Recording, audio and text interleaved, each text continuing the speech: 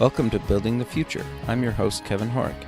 You can check out new episodes of the show every Tuesday and Thursday at 2 p.m.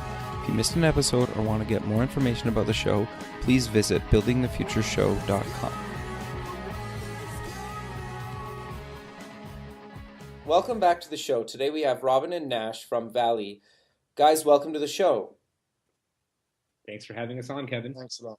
Yeah, I'm excited. I think what you guys are doing is very, very cool. But before we kind of maybe get into that, let's get to know each of you a little bit better and maybe cover your background. So maybe Nash, do you want to kind of start and introduce yourself and kind of where you grew up?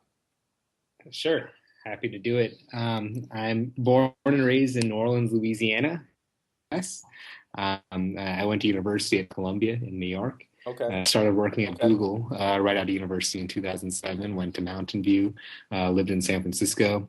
Worked at Google for 2 years and went to a nearby startup called AdMob. Worked there for about a year and a half, and then came back to Google because Google bought AdMob. I worked at Google as head of mobile ad operations in North America and then in Singapore.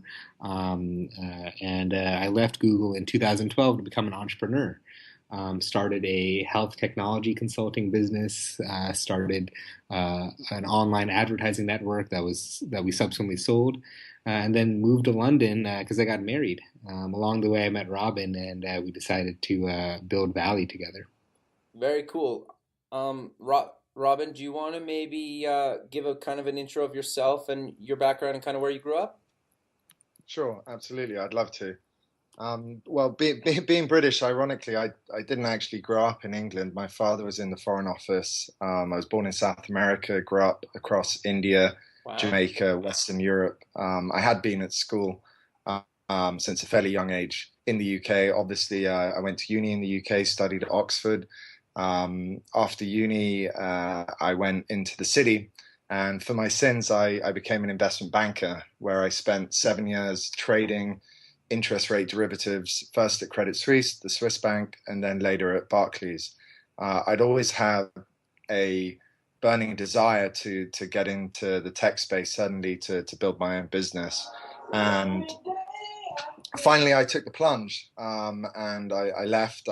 I went through an engineering boot camp. Those kind of schools are not that common in London, but there is one place which is particularly good and modeled on the kind of US engineering boot camp curriculum. Spent 4 months learning as much as possible about the engineering side of running a technology company. Out of that, I actually founded my first business. It's called GoWashMyCar.com, mobile car wash marketplace.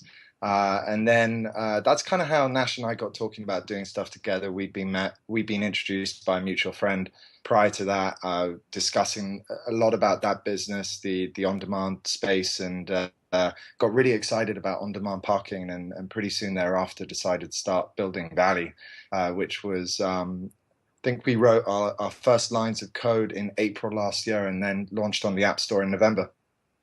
Very, very cool. So maybe before we get into Valley, I'm just kind of curious to know how each one of you kind of got into technology, whether as a kid or kind of, when in your life you kind of got into it. Yeah, sure. I can start there. Sure. I've definitely been into technology since I don't know, maybe like fifth grade or fourth grade when we were one of the first families in my neighborhood to get an IBM 386. Yeah, I had that. This was just when AOL 3.0 was coming out in the US, and I got pretty excited about Whereas. Totally. Trade music and like download punters and mail bombers and all that stuff. So That's I was hilarious. doing that. I was doing that back in fifth grade, and I think then I went on to gaming and other technology things. But that's how it started. Sure. I'll chip in. I mean, I was also always into gaming as well, but I can remember from the age of about 17 being obsessed with the idea of building a tech startup, and it was when the internet was in a very different, the landscape of tech businesses was very different to what it is today. But I was still searching around online for interesting URLs. I remember my first idea was actually an idea called Teen Date. It was going to be a dating app for people in their late teens. That actually never came to fruition, but I think from a young age, I'd always had the saw myself as building a large technology company one day, or at least wanted to. Sure. No, I think that's awesome. So maybe let's get into what Valley is and exactly kind of the idea behind it and kind of why did you guys decide to start it? Sure. I can start there. Sure. Uh, well, we're starting Valley because parking is a huge pain in London. Sure. All you have to do is go onto Twitter and search parking London, and you'll see all the rants that happen on a daily basis. There's even a TV show called Parking Wars here. That's pretty popular.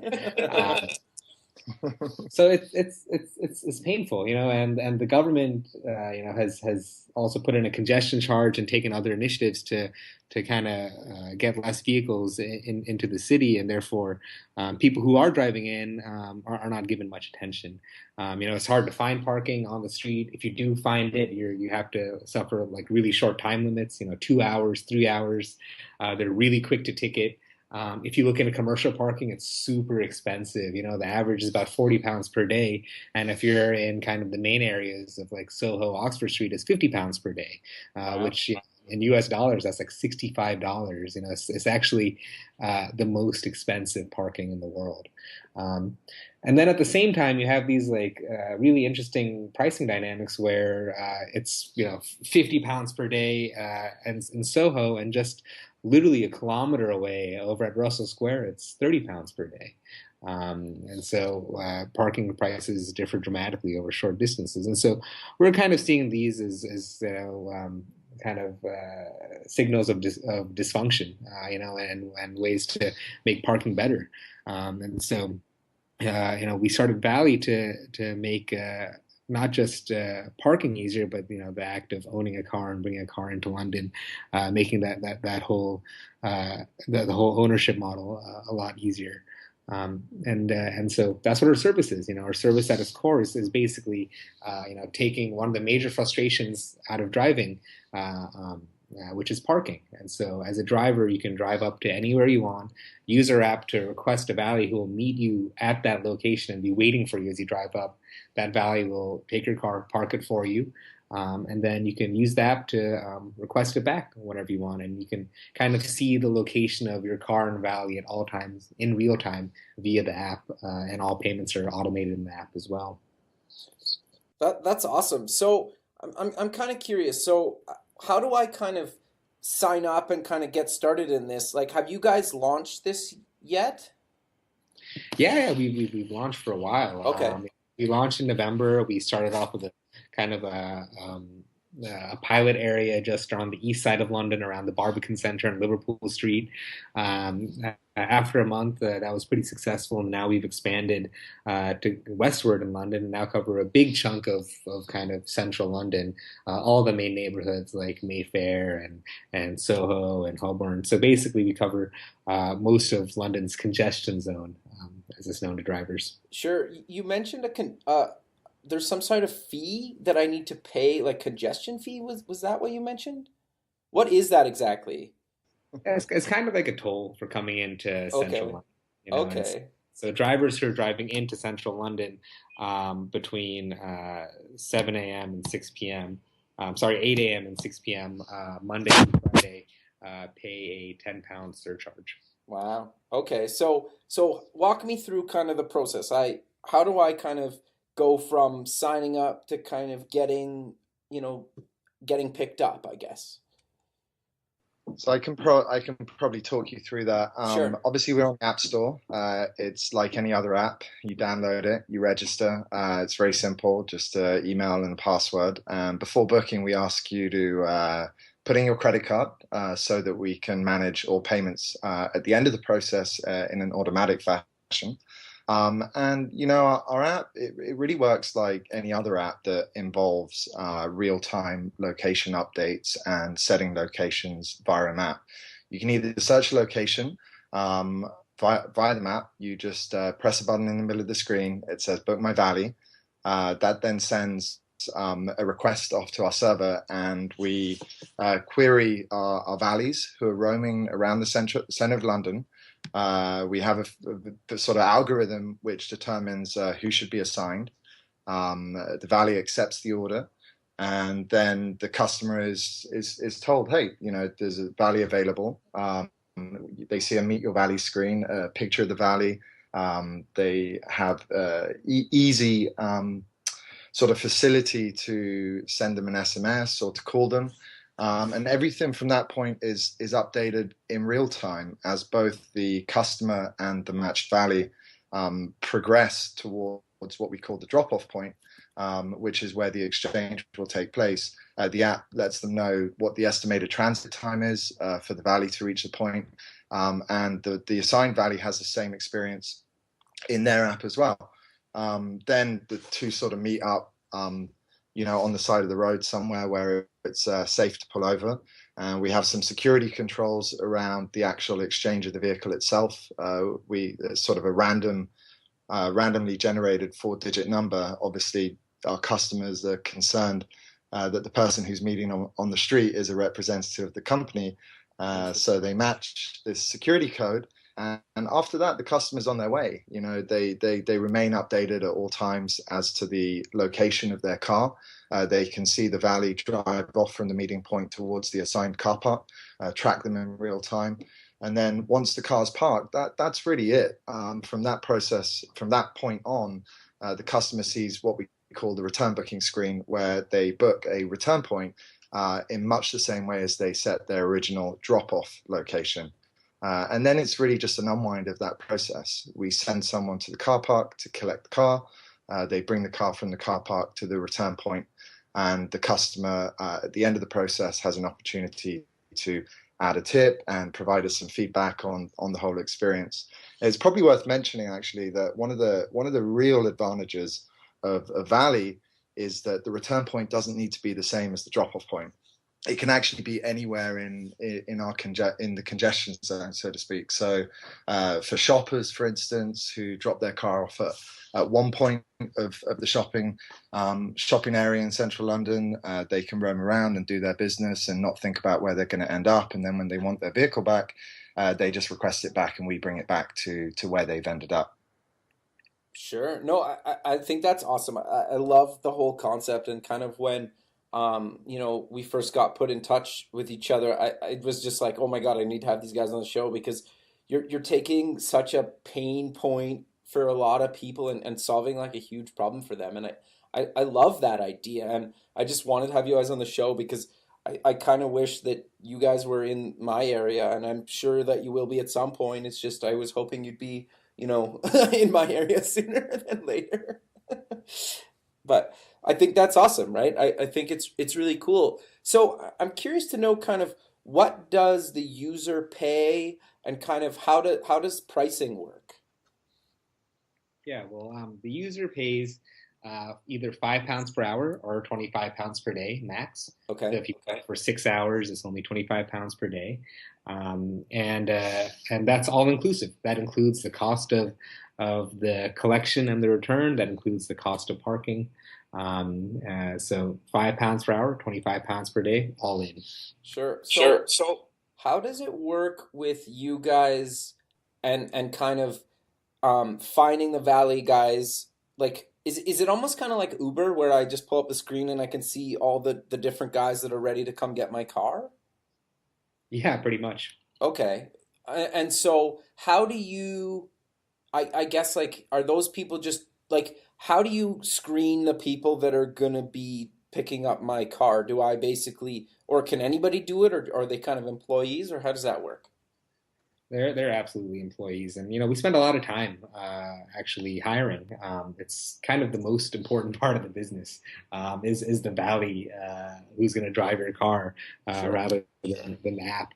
And so what we do is we have a multi-step interview process that's composed of, first off, an online application form which pre-screens for a lot of things, and then an in-person interview, and then a driving test, and then another online interview, and then a subsequent background check through a company called Onfido, where we do driving history, criminal history, even credit report, alongside other things like right to work and identity document checks. So there's a full vetting process that happens, and then subsequent to that, there's training. And so after, we actually take a valley through the whole kind of verification and interview process. We give them a good bit of training that's both, technologically based.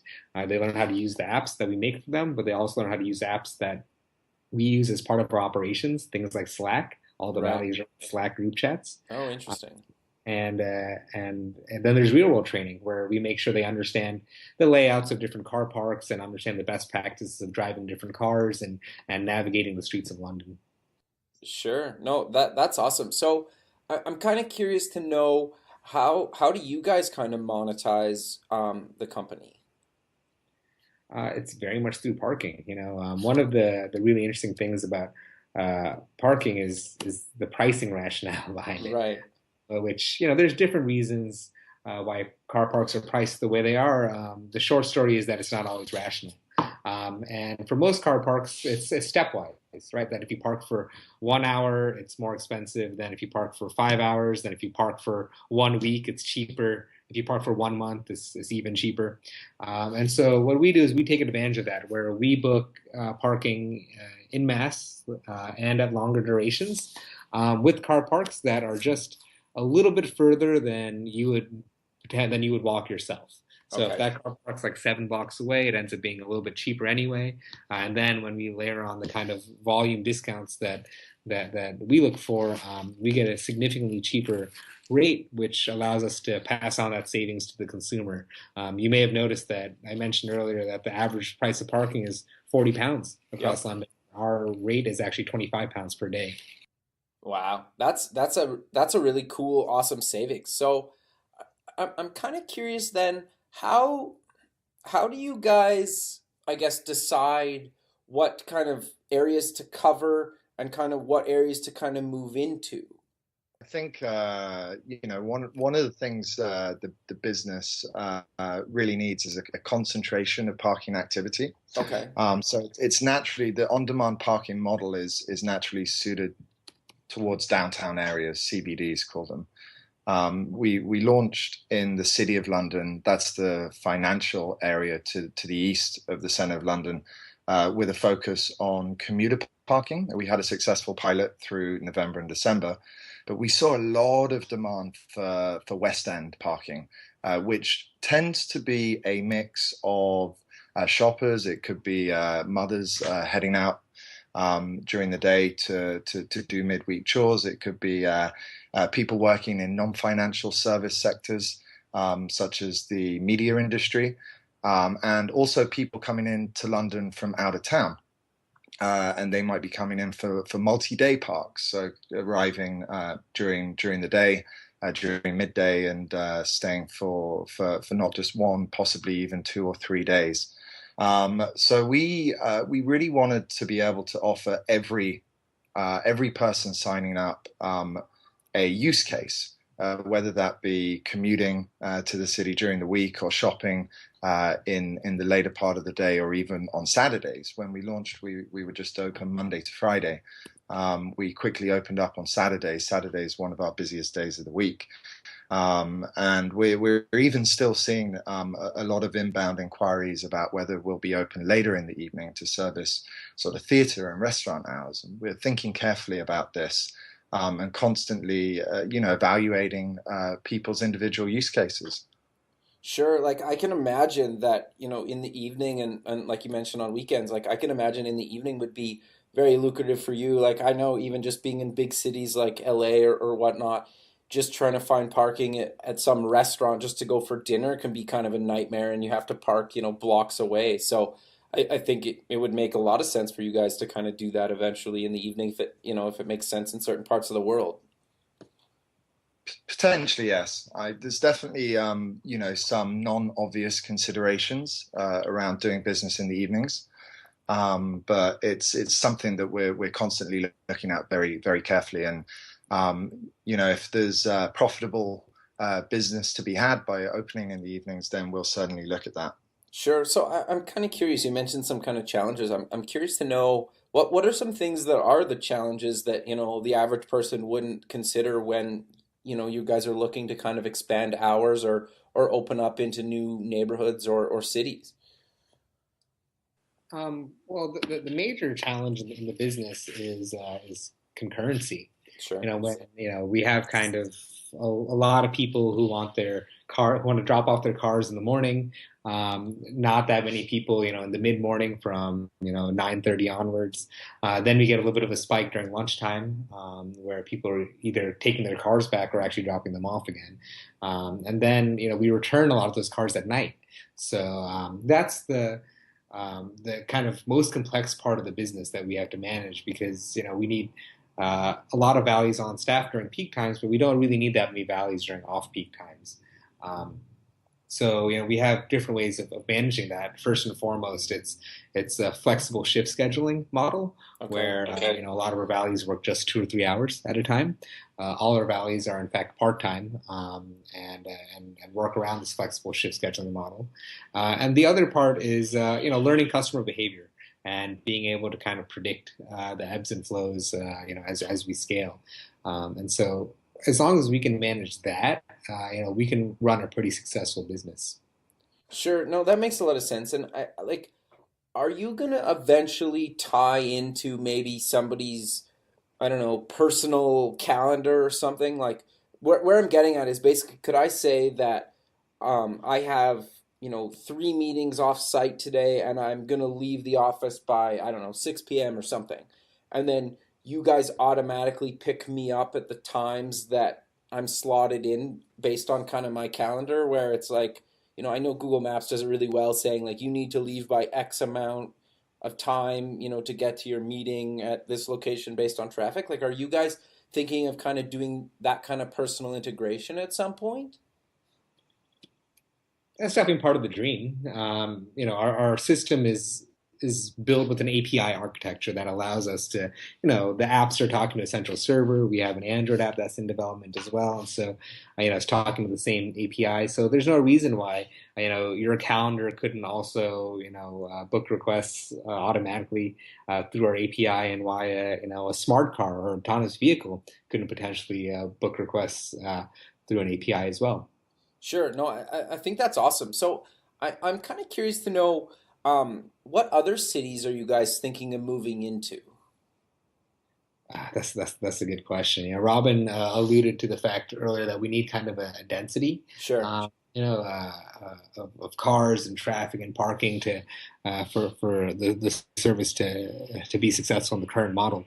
And so when we look to where we can expand next, we definitely have not made any decisions yet, but it will be a mix of kind of what partners we're working with here that can help us expand to different cities, and also the kind of parking dynamics. Just to name a few cities, there's other cities in the UK alone that where this model will definitely work. Manchester and Birmingham being two examples, and then of course major cities throughout Europe, Sure. Paris, Berlin, Milan, Madrid. All the capitals suffer from parking problems, and it's a problem that we can help with. Sure. No, I think that's really cool, and I love kind of how you're taking just like a industry that really hasn't changed that much in decades, and you're kind of re-envisioning and reimagining and solving like a real problem. So I'm curious to know kind of where do you guys kind of see yourself going in kind of throughout the rest of the year, maybe feature wise, or what are you guys kind of working on, and where do you kind of see it going in the next year or two outside of kind of maybe expanding to new markets? we it took us 5 months to release the first version of the app on the App Store, and even then we had a ton of pipeline features from a technology point of view. This could be anything, just to list some examples, from integrating additional services, for instance, where we could look at offering automated bookings for requests for car washing, MOTs, other kind of mechanical work. dry cleaning services. Uh, then, you actually mentioned earlier around fitting into, a customer's schedule. And so pre-booking both drop-off and return times, also interesting pipeline features. They're kind of the obvious ones. Okay. We have some more interesting, exciting things we want to work out, which I won't share with you now. Sure. But there's definitely a strong development pipeline from a technical point of view. But for the time being, we have our hands very busy just managing and balancing operations with our fundraising activities. So really, the next 6 months, the profile of the next 6 months sees us going through a fundraising round at the minute, closing that, and then using that capital to establish Valley as the market-leading parking technology app in London and the dominant on-demand parking company, hopefully the most successful name in Europe at that stage. And that's really the lie of the land for 2016. And then I think, some point towards the end of the year, we'll be thinking about additional funds and spreading out throughout the UK and getting into Europe. Yeah, if I could just add to that, from like a Sure. product perspective, I think we're what we built thus far is very much, I think, MVP. We have like a long way to go, and in the for the rest of this year, I think a lot of the features that we'll be launching have very much to do with scaling. We're splitting out our back end into more of a microservices architecture rather than like kind of a single service monolith that it currently is, and also, as Robin mentioned, creating a great user experience around the additional services. Right now, we manage a lot of those additional services through our in-app chat. If you download our app, you can actually chat with us right inside the app, and that's where we do a lot of other fun stuff. We take people's car for car washes. We will refill your tank of gas, and there's not actually a UI for that in the app. That just happens via chat right now. Over time, over the coming months, we definitely want to bring that into kind of a formalized app experience. Sure. No, I think that's awesome. I love those features. Like, some people hate me for saying this, but I'm not really a car guy. So if you can take the like parking and then obviously you mentioned kind of like maybe dry cleaning or take it for an oil change or wash my car, I would love that. Like that is awesome that you guys provide those types of services because I hate doing those things. And if I could just offload that to somebody else, I think that makes a lot of sense. And yeah, I would, like obviously it's cool that you guys are doing that and that you're looking at integrating those into the app. And I think that's kind of important to mention that you guys launched with a handful of features and services and that you're constantly integrating and adding new ones and you're reaching out and talking to customers to decide kind of where to take the app and in-app kind of features. I think that's super important and really cool that you guys are kind of doing that. And I think a lot of people just spend months or years trying to perfect everything where, you guys launched without everything that you want, down the road. Yeah, absolutely. We launched early and we broke it quick, and then we fixed it frantically, and we're kind of at a stable place now. So it's very much about listening to our users and getting that feedback. Sure. No, that's awesome. And it sounds like it's been well received so far. I think it's probably worth chipping in there as well. The business operating profitably as well as at scale, it relies on real optimization, in terms of workforce scheduling, where people should be when to assign orders to valleys, these kind of optimizations. Let's say that things are automated. There's not that much that happens manually at the minute, but obviously the complexity of running an efficient business like this as you scale gets more and more interesting and Sure. more and more challenging. And so I think that's a real part of the focus in the next 3 to 4 months is how we can optimize and expand our margins. And that's obviously a big precursor to raising venture capital funding as well. we're super focused on building a real business that generates real profits in the near term, and we think we're pretty much on the cusp of that. And I think that's not the case for a lot of different startups, right? Where you kind of fund exploration and there's a continuing product development cycle before monetization. We're very much at the point where I think we have a product that's that people like. We have a model that can generate margins. It's up to us to execute that successfully and scale it successfully. Yeah, no, I think it's awesome. And I like how you kind of mentioned that, well, you guys have kind of like a real business model behind the whole thing, right? And I think a lot of startups forget that. And I think, yeah, like the quicker you can be profitable, the easier it is to kind of raise money. I'm not saying it's raising money like just automatically people are going to throw money at you, but it makes it a lot easier if you can show numbers and you show users and that you're already generating some revenue. And I think a lot of startups kind of forget that. Absolutely. So I'm kind of curious to know how big is your development team? Not that big. No, okay. Yeah, Like, so me and Robin, and then we have three counterparts in Bangladesh, two of whom are full time. One is kind of a part time system administrator. okay. Then we have we have two consultants as well here in the UK who kind of like fix stuff. Like me and Robin write a bunch of messy code, and then the consultants come in and they're like, "Oh, you should have done this and this," and then we listen to them, and they also do help us, but they're very much on like a contractual part time basis.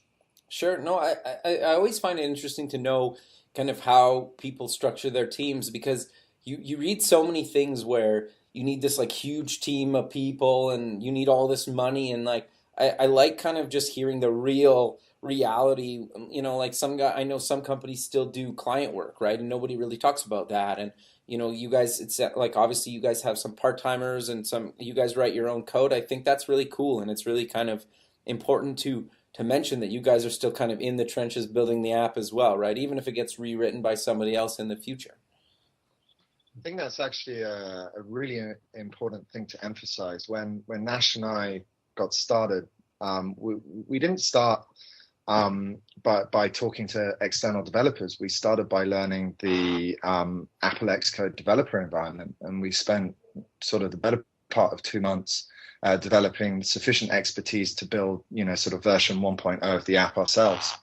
And the difference in terms of how close you are to the code, it just makes a huge difference as founders to run a technology team effectively. Sure. No, that makes a lot of sense, and I think that's really good advice. So I'm kind of curious to know, um, how do I phrase it? How you guys kind of see, and how you guys kind of manage, like when to kind of hire new kind of people on the development side, or or even kind of new employees. Like, how do you guys kind of manage, kind of hiring these two different types of kind of personalities, for lack of a better term? Well, I think it's based on very much the experience that we have and the quality of the individual. Okay. Right now, our kind of next hire is after we close this round of funding, our next hire is definitely an operations manager. And Robin and myself, our both of our jobs as founders of the startup have kind of evolved so dramatically. It changes from week to week. Most recently, we've been spending a lot of time in fundraising, meeting with investors and all that, and also a lot of time doing customer support. We're getting a lot of inbound phones ringing every day, all day. We're getting emails, in-app chats, both from customers who are in the process of an order and customers who are kind of just exploring and learning about the business. Um, so when we think about hiring, like we think about where the bottlenecks are right now. Sure. The bottlenecks, we aren't actively developing new features. We're fixing stuff is what we're doing, and we do that very much on the fly, and we do that pretty quickly. Whereas the bottleneck is definitely on the operations side, both managing our hiring process and our team values out in the field, and then also on the customer support. So, first hire would be an operations manager, and it would be someone who We actually have a great candidate in mind already. And then beyond that, we just actually want to grow our current team on the development side. As I mentioned, we have an offshore team in Bangladesh. We want to add a few guys there. We have two really great consultants, one iOS consultant and one kind of Node.js backend consultant who we want to engage a lot more than we have. And we think that's the model that works for us. We've successfully built a lot of product in this model, and we just kind of want to grow with it. No, I think that's awesome, and I think that's really important to kind of stress that. And I think it's also awesome that you guys do customer support. I've heard that from kind of a bunch of like founders and CEOs that they sometimes even spend an entire day, a month, even well after their company's really profitable.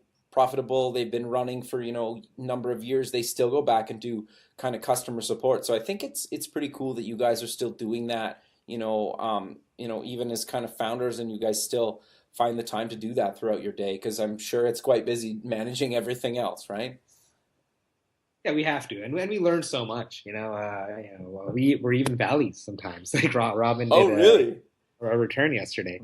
Because you just get so much insight into the product and the user experience and how people are perceiving the whole experience, whether it's from the website or from the app or from meeting a valley on the street, and is his jacket dirty? Like there's all that type of minor detail that that influences your perception of the service and the product.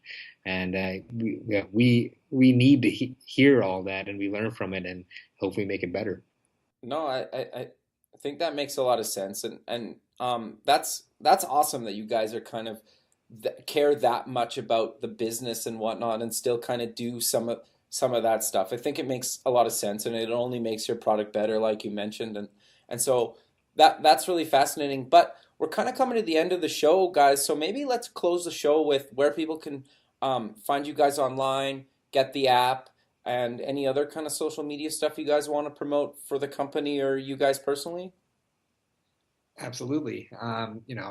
You can visit our website anytime, www.vallie.co.uk.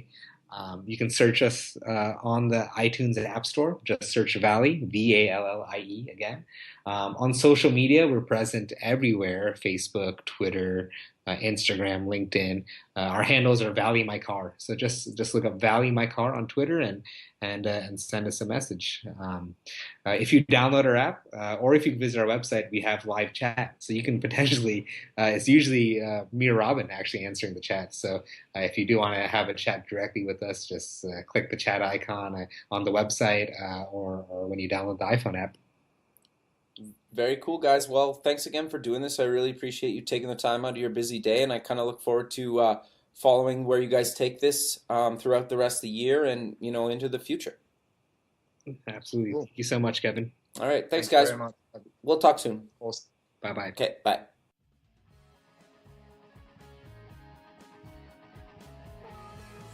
Thanks for listening. The music for the show is done by Electric Mantra. You can check them out at electricmantra.com and keep building the future.